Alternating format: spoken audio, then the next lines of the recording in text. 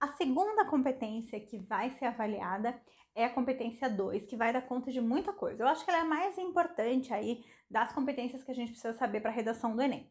Ela vai avaliar a adequação ao tema, adequação ao gênero e o seu repertório. No que diz respeito à adequação ao gênero dissertativo e argumentativo, para contemplar a competência 3, você só precisa ter um texto que tenha introdução, desenvolvimento e conclusão. Não tem muito segredo. Então, tendo um texto como isso que a gente já viu no início dessa aula, né? Que vai ter uma introdução que apresente os elementos, os desenvolvimentos que discutam e a conclusão que feche e traga uma proposta de intervenção, você já vai contemplar aí o que é necessário para se ter uma adequação ao gênero dissertativo, tá? Aqui a gente só vai precisar tomar cuidado, assim, com narrações. Então, por exemplo, contar uma historinha no decorrer do texto é algo que a gente não vai fazer. A gente está lidando com um texto que tem como função discutir alguma problemática, tá? Então, não vão colocar aqui no meio do texto a narração de alguma história, alguma coisa desse tipo, porque pode fazer com que você não contemple o que é um texto dissertativo e pode até te fazer zerar o texto, tá? Então, só tome cuidado com isso, que é a ideia de apresentar um problema e discutir. Feito isso, você, né, com introdução, desenvolvimento e conclusão, se adequou ao gênero. A adequação ao tema, a gente até já falou um pouquinho em outros momentos dessa aula, né? Nós falamos um pouco a importância de lembrar que o tema do Enem ele é formado por muitos aspectos.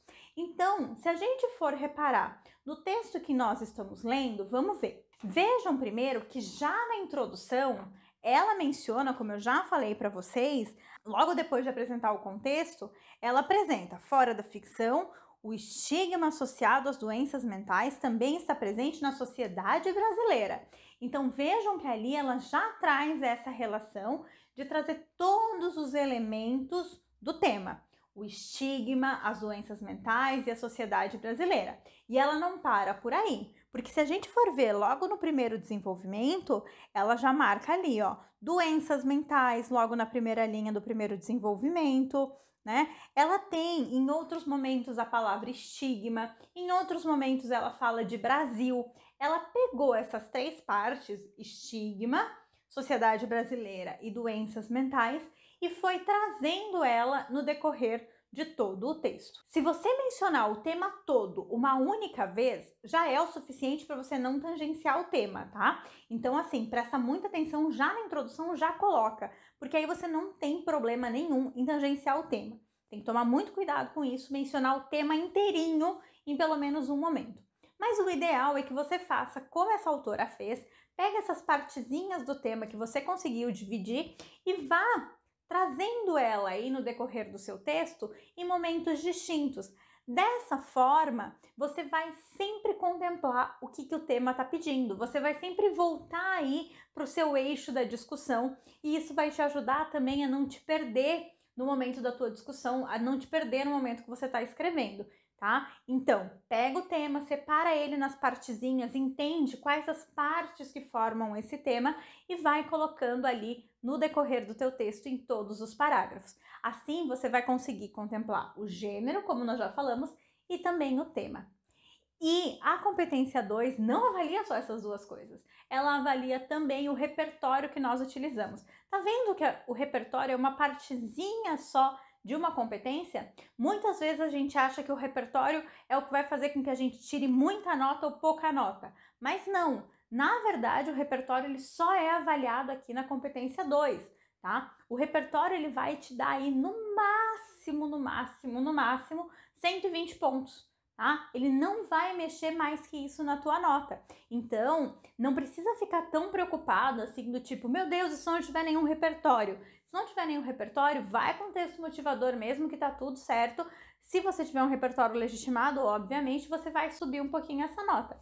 Mas o repertório ele só é avaliado aqui, tá? Tem muitas vezes que as pessoas me falam assim, Dani, eu tirei uma nota tão baixa porque eu não tinha repertório. Mas calma aí. Mais baixo do que 800 não é só por conta do repertório, tem outras coisas.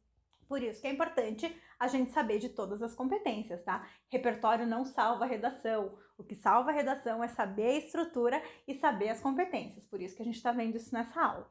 Mas então, a competência 2 também avalia os repertórios. E o Enem vai ter 3 tipos de repertório. repertório não legitimado, repertório de texto motivador e repertório legitimado. O que mais vai valer pontos, obviamente, são os repertórios legitimados, que são aqueles que foram legitimados por alguma área do conhecimento. Mas aí a nossa grande saída é filmes, artes, também são áreas do conhecimento, tá? Então não tem problema nenhum, por exemplo, você usar um filme que você viu e não vai valer menos do que usar um filósofo, por exemplo, tá?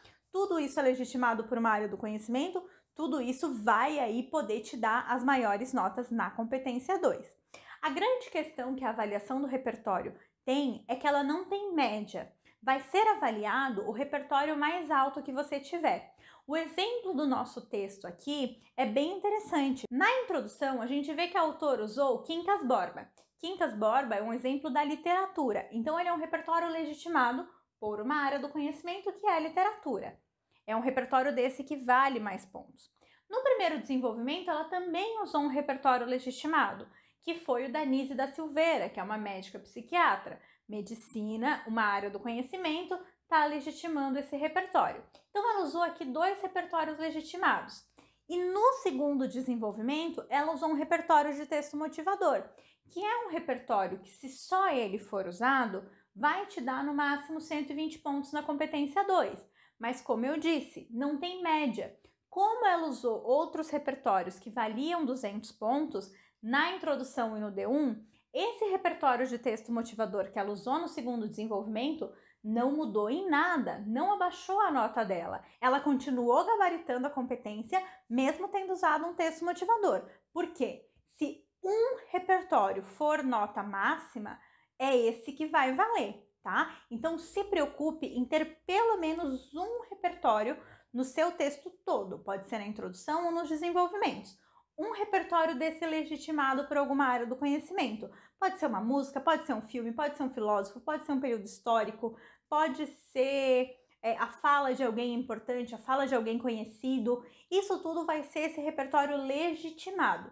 Tente ter pelo menos um no decorrer do seu texto. Aí você consegue tirar uma boa nota.